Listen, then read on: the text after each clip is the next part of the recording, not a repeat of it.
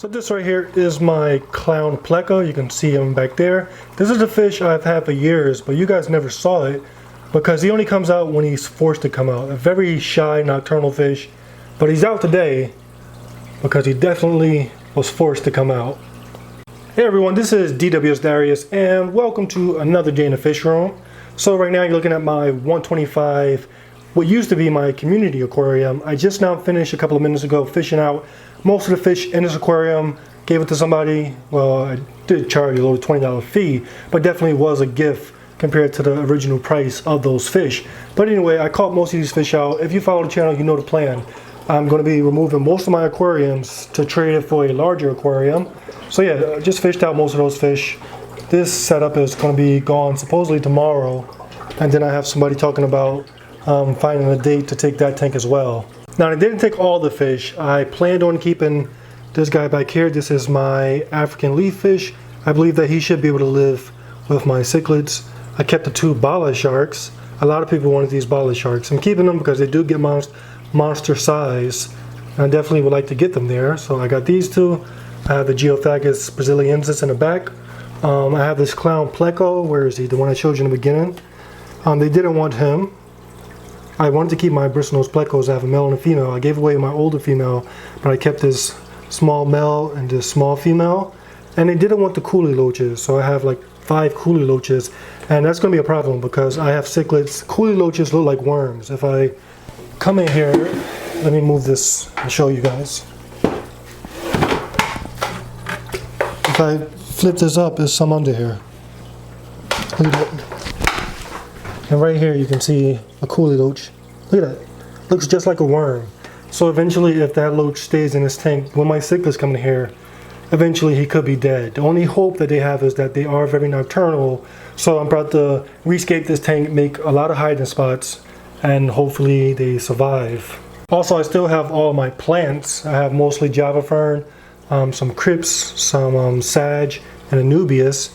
And then I have these cichlids. Now the main herbivore coming into this tank is my pearcii, but everybody else should do okay. So I'm going to leave the plants and hopefully the fish leave them alone. But yeah, for today's video, I want to give you guys a look at the rescape of this tank. I'm going to be adding these fish into this aquarium. The 75s are going to be broken down.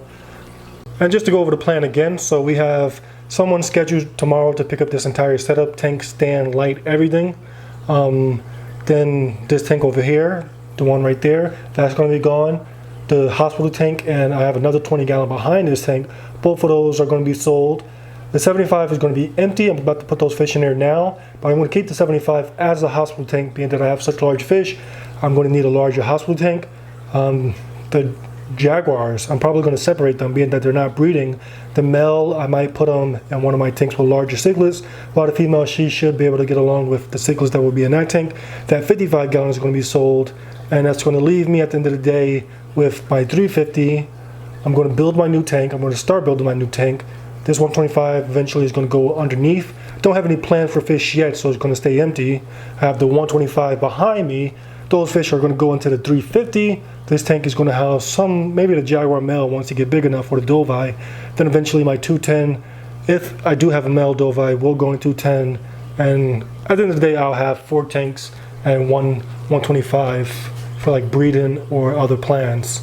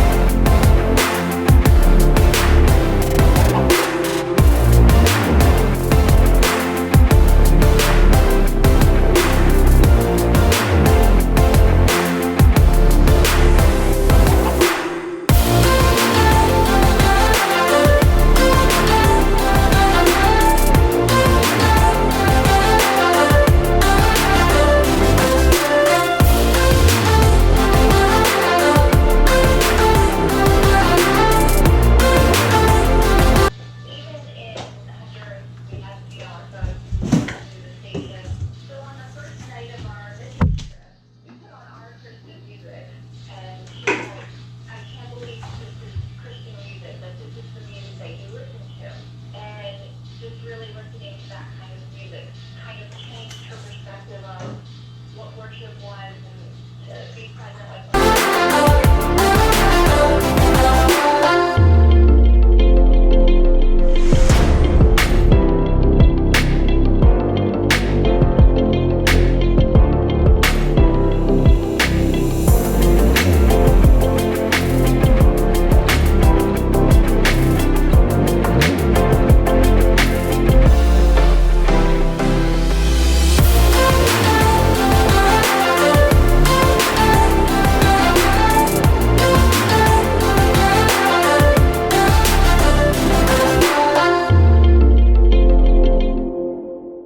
This little comment right here, you can see he's swimming kind of weird, and that's because he almost died.